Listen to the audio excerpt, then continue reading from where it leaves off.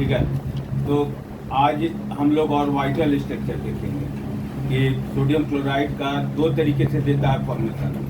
एक देता है कि इलेक्ट्रॉन से शो कीजिए, इलेक्ट्रॉन का ट्रांसफर होने से क्या हो रहा है, कंपाउंड का फॉर्मेशन हो रहा है, ठीक है। और एक ऑर्बिटल स्ट्रक्चर देता है, मतलब स्ट्रक्चर जो हम लोग रिप्रेजेंट करेंगे, स्ट्रक्चर जो क्या आयनिक कंपाउंड में पढ़ रहे हैं, आयनिक कंपाउंड को जो रिप्रेजेंट करेंगे, ठीक है। तो ये रिप्रेजेंट जो करेंगे, ये जो रिप्रेजेंट करेंगे, तो इसको रिप्रेजेंट जो है दो तरीके से करते हैं। एक करते हैं कैसे, एक करते हैं इलेक्ट्रॉन डॉट स्ट्रक्चर से, इलेक्ट्रॉन डॉट स्ट्रक्चर से, और एक करते हैं ऑर्बिटल और स्ट्रक्चर, ऑर्बिटल स्ट्रक्चर, ऑर्बिट से, ठीक है। ऐसा नहीं है कि कुछ अंतर है, बहुत ज़्यादा अंतर नहीं है, बहुत ही आसान है, ठीक है। उस पर सेट नहीं हो पाएगा, थोड़ा सा शिफ्ट करो तो ऐसे नहीं लिखते लोग, बैग इधर कर दो, नहीं बनेगा, उसमें बैठा देते हैं, बना देते हैं, सब बैठते हैं।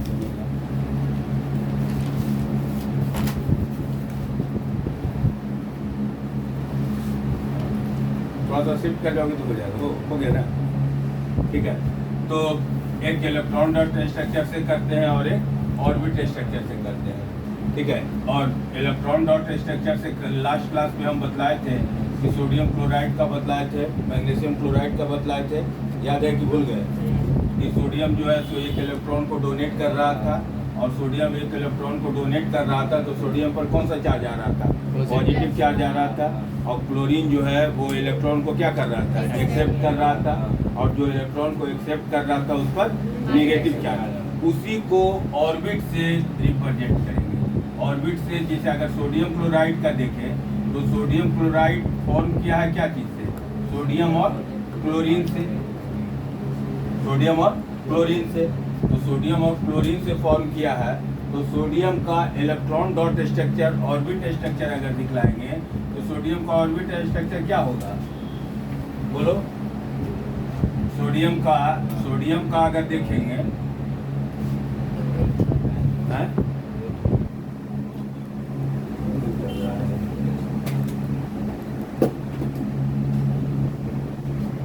अगर सोडियम का देखेंगे, सोडियम का अगर देखेंगे तो सोडियम का एटॉमिक नंबर कितना है? 11। तो इसमें कितना सेल है? ए सेल है, एल सेल है, और कौन सेल है? एम सेल है, 3 सेल है। एम में वैलेंस इलेक्ट्रॉन 1 है। डेफिनेटली ऑक्टेट पूरा करने के लिए, ये ऑक्टेट पूरा करने के लिए, ऑक्टेट पूरा करने के लिए एक इलेक्ट्रॉन को क्या करेगा? डोनेट करेगा। तो सोडियम का 3 गो सेल दिखला देंगे, वही चीज है, कुछ नहीं। सोडियम का 3 सेल हो गया। अब सोडियम में कितना इलेक्ट्रॉन देंगे? पहला में 2 इलेक्ट्रॉन, पहला में 2, दूसरा में कितना? 8, 4, 6, और ये 8 हो गया। और लास्ट में कितना? 1 इलेक्ट्रॉन, ठीक है, क्लियर है। अभी ये क्या है? सोडियम एटम है, न्यूट्रल एटम है, मतलब अभी इसमें चार्ज डेवलप नहीं हुआ है। लेकिन जब ये 1 इलेक्ट्रॉन डोनेट कर देगा, 1 इलेक्ट्रॉन डोनेट कर देगा, तो इसके पास कितना इलेक्ट्रॉन रह जाएगा? आउटर मोस्ट में कितना हो जाएगा? 4, 5, 6, 7, 8, ठीक है। अब ये जो बन गया, तो ये बना है, सोडियम जो है वो 1 इलेक्ट्रॉन को क्या कर रहा है? डोनेट कर रहा है। तो ये क्या बन गया? सोडियम प्लस बन गया, ठीक है। और क्लोरीन जो है, क्लोरीन के आउटर मोस्ट में कितना इलेक्ट्रॉन है? 7 इलेक्ट्रॉन है। 3 सेल दिखला देंगे, और 3 सेल दिखलाने के बाद 2, 4, 6, और ये कितना? 8 ना, और इसका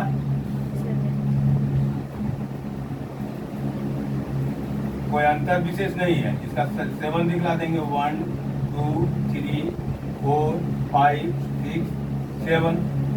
ठीक है, ये क्या कर रहा है, ये इलेक्ट्रॉन जो डोनेट कर रहा है वो ये गेन कर रहा है। तो ये जब गेन करेगा, जब ये क्लोरीन जो है एक इलेक्ट्रॉन को गेन कर लेगा तो ये स्ट्रक्चर इसका ये बन जाएगा 1 2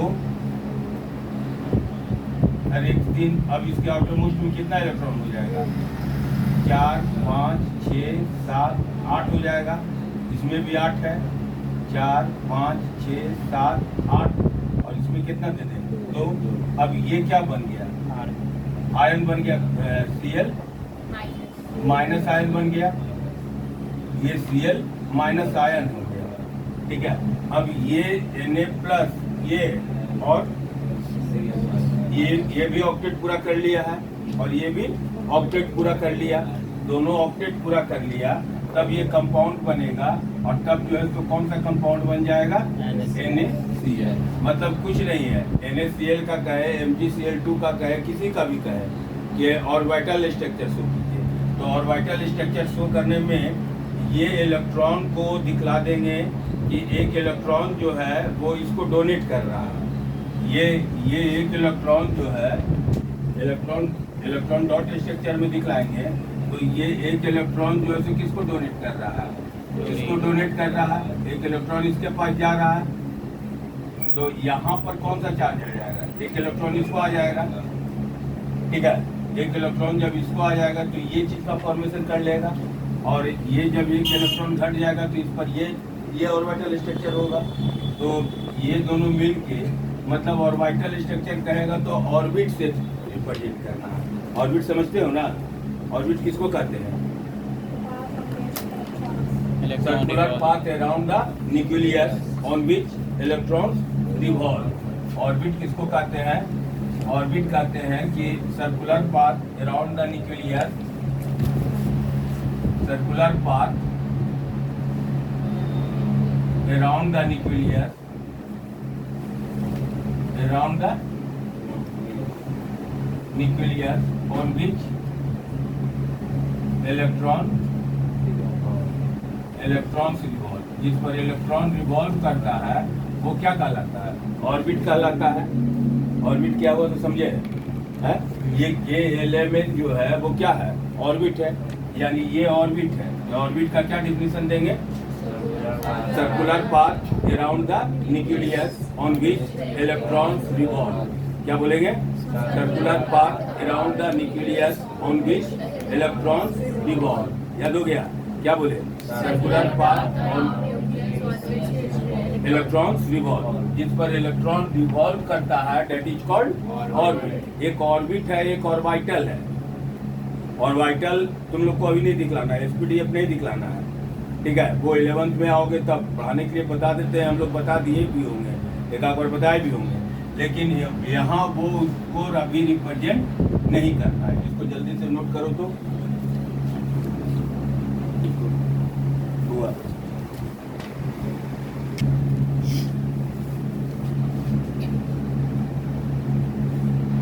एक और देख लेते हैं,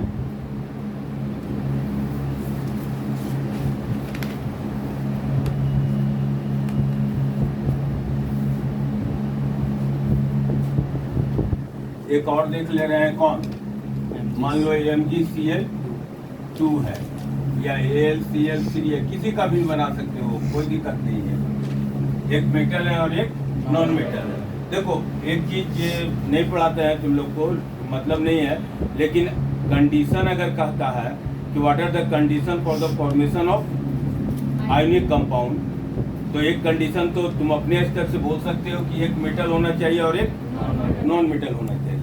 दूसरे थोड़ा सा अगर हाई स्टैंडर्ड लेवल में बोलना है तो बोलना होगा कि लो आयोनाइजेशन पोटेंशियल होना चाहिए।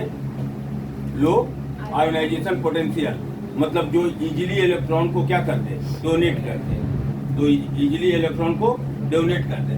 और दूसरा जो है वो इलेक्ट्रॉन निगेटिव, इलेक्ट्रॉन एफिनिटी होना चाहिए। यानी क्लोरीन में ये प्रॉपर्टी है कि इलेक्ट्रॉन का एफिनिटी है, यानी वो इलेक्ट्रॉन को एक्सेप्ट कर लेता है, और Mg जो है वो इजीली इलेक्ट्रॉन को डोनेट कर देता है। तो आयोनाइजेशन पोटेंशियल आप लोग मत बोलिएगा, इतना बोल सकते हैं कि what are the condition for the formation of the ionic compound. तो एक बोल देना है कि एक मेटल होना चाहिए और एक नॉन मेटल होना चाहिए। जब तक एक मेटल और नॉन मेटल नहीं होगा तब तक आयनिक कंपाउंड का फॉर्मेशन नहीं होगा। आयनिक कंपाउंड के फॉर्मेशन होने के लिए, और अगर बढ़िया लैंग्वेज में बोलना चाहते हो तो बोल सकते हो कि लो आयोनाइजेशन पोटेंशियल, लो और high electron affinity. Electron affinity मतलब इलेक्ट्रॉन को क्या कर ले, इजीली एक्सेप्ट कर ले। ठीक है, अगर कंडीशन पूछता है तो कंडीशन लिखा जाएगा। कभी पूछा नहीं है आज तक कंडीशन, लेकिन इनके पूछ सकता है।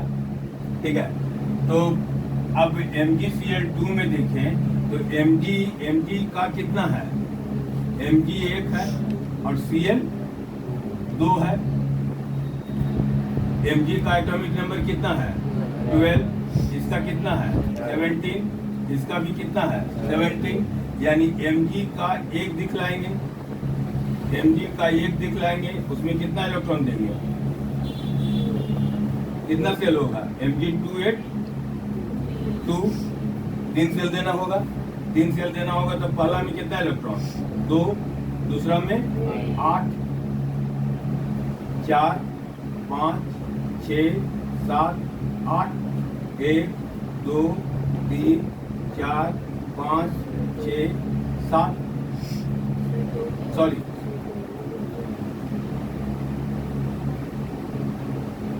7 नहीं, कितना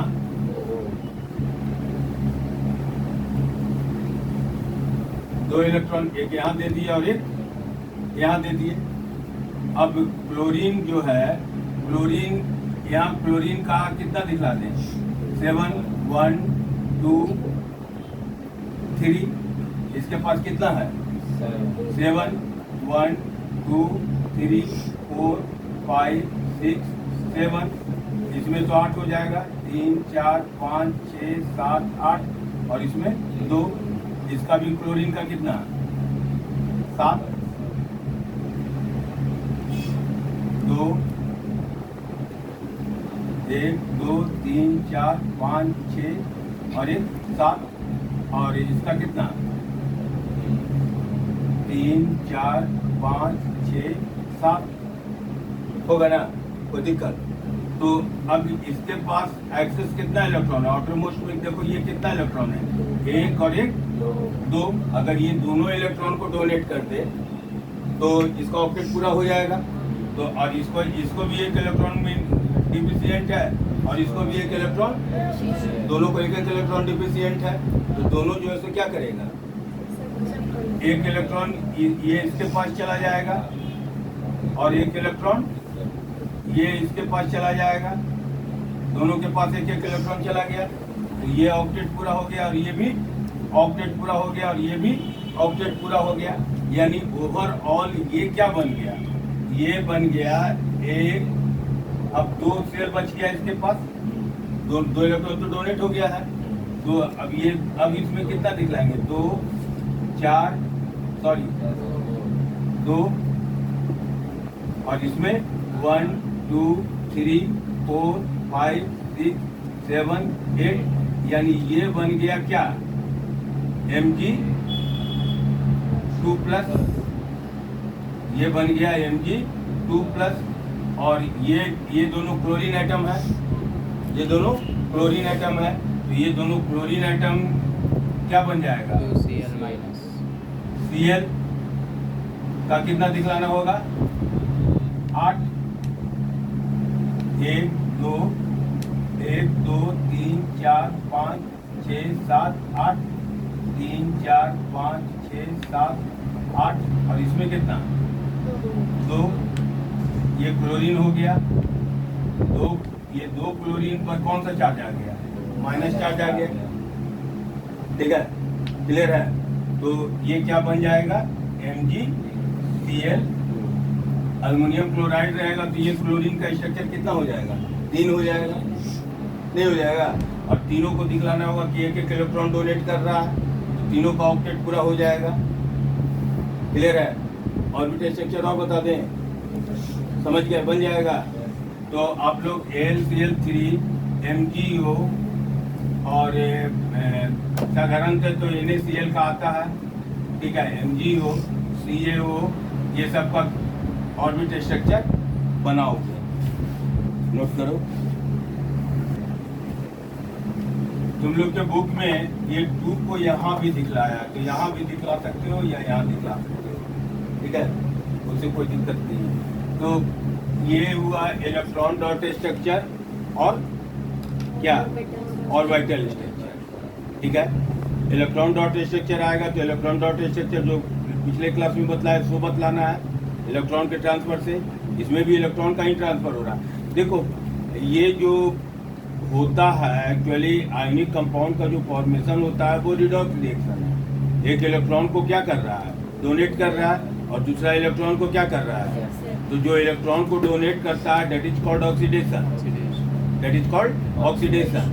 यानी सोडियम का अगर देखा जाएगा तो ये यहाँ अगर देखें तो मैग्नीशियम का देखें तो मैग्नीशियम का ऑक्सीडेशन हो रहा है, क्योंकि ये इलेक्ट्रॉन को क्या कर रहा है, डोनेट कर रहा है। और जो क्लोरीन एटम जो है वो इलेक्ट्रॉन को क्या कर रहा है, एक्सेप्ट कर रहा है। तो जो इलेक्ट्रॉन को एक्सेप्ट करता है दैट इज रिडक्शन, यानी oxidation and reduction both simultaneously, oxidation and reduction both, that is called redox reaction, that is called redox reaction. तो ये इलेक्ट्रॉन को डोनेट कर रहा है, ये इलेक्ट्रॉन को, तो इसका ऑक्सीडेशन हो रहा है। ये इलेक्ट्रॉन को डोनेट कर रहा है तो इसका क्या हो रहा है, ऑक्सीडेशन हो रहा है। और जिसका ऑक्सीडेशन होता है वो क्या कहलाता है, रिड्यूसिंग, पहले पढ़ा चुके हैं। ये क्या कहलाता है, यानी जितने भी मेटल्स होते हैं they are reducing agent, already किया जितने भी मेटल्स हैं दे आर, और जितने भी नॉन मेटल है ये इलेक्ट्रॉन को क्या कर रहा है, एक्सेप्ट कर रहा है। तो इलेक्ट्रॉन को एक्सेप्ट कर रहा है तो इसका क्या होगा, रिडक्शन। और इसका रिडक्शन हो रहा है, इसका मतलब है कि ये क्या होगा, ऑक्सीडाइजिंग एजेंट।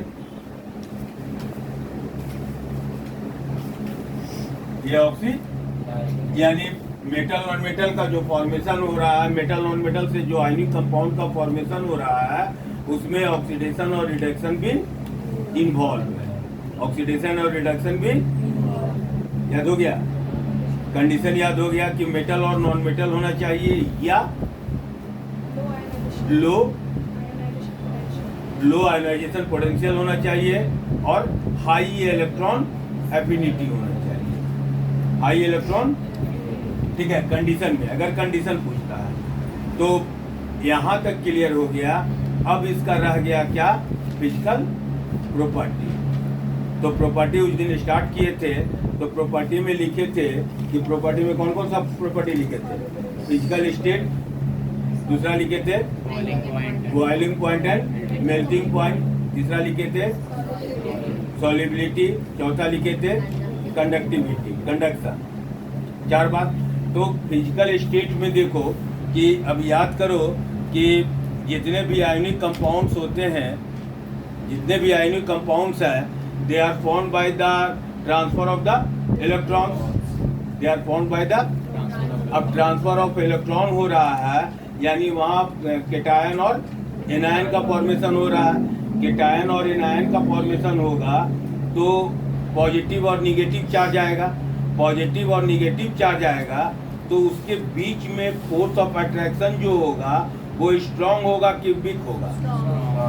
2 तरीके का कंपाउंड होता है, एक कोवैलेंट कंपाउंड होता है और एक आयनिक कंपाउंड होता है। एक कोवैलेंट कंपाउंड शेयर करके बना है, कोवैलेंट कंपाउंड जो है कैसे बनता है, शेयर करके, इलेक्ट्रॉन का शेयर करता है। अब इलेक्ट्रॉन का शेयर करता है तो शेयर करके जो बॉन्ड बनेगा तो उसमें जो फोर्स ऑफ अट्रैक्शन होगा, ये जो बतलाए थे कि ये फोर्स ऑफ अट्रैक्शन है, तो ये फोर्स ऑफ अट्रैक्शन याद रखना कि आयोनिक बॉन्ड है, इसको तोड़ो तो कस के लाठी मारोगे तब ये टूट जाएगा, मतलब काफी एनर्जी लगाओगे तब ये टूटेगा।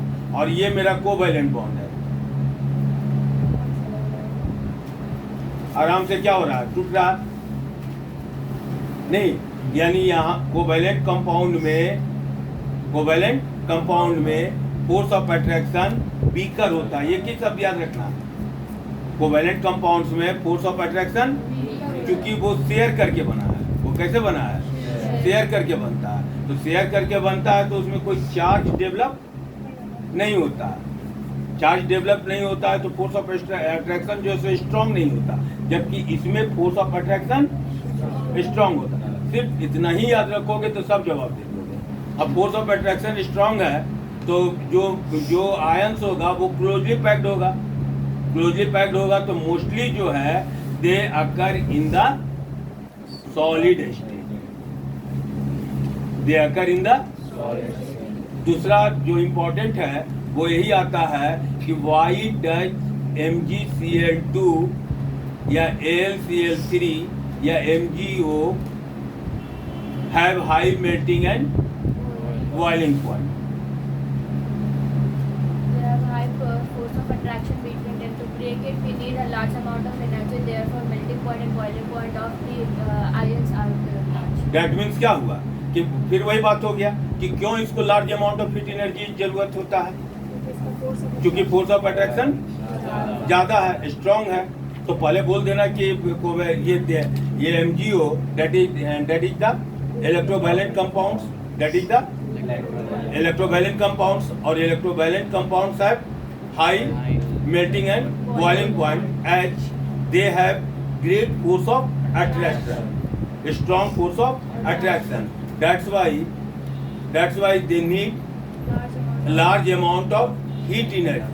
हीट एनर्जी ज़्यादा जरूरत हो जाता है। हीट एनर्जी ज़्यादा जरूरत हो जाता है। हीट एनर्जी ज़्यादा जरूरत हो जाता है तो जितना ज़्यादा हीट एनर्जी देंगे यानी उसका मेल्टिंग और बॉइलिंग पॉइंट उतना ही क्या होगा, हाई होगा। क्या होगा तो समझे, लिख दें कि लिखा जाएगा, लिख दें कि लिखा जाएगा। याद हो गया। दो प्रॉपर्टी बहुत इंपॉर्टेंट है, एक है सोल्युबिलिटी कंडक्टिविटी और एक मेल्टिंग एंड बॉइलिंग पॉइंट। लिखा जाएगा कि generally ionic compounds have high melting and boiling point as force of attraction in between the atoms of the क्या ionic compounds is strong and due to which it needs high energy to break down. ठीक है, that's why it has high melting and तो पहला लिख लो कि it has high melting and boiling point. Right down it, अपने से लिखो, स्टॉप करो।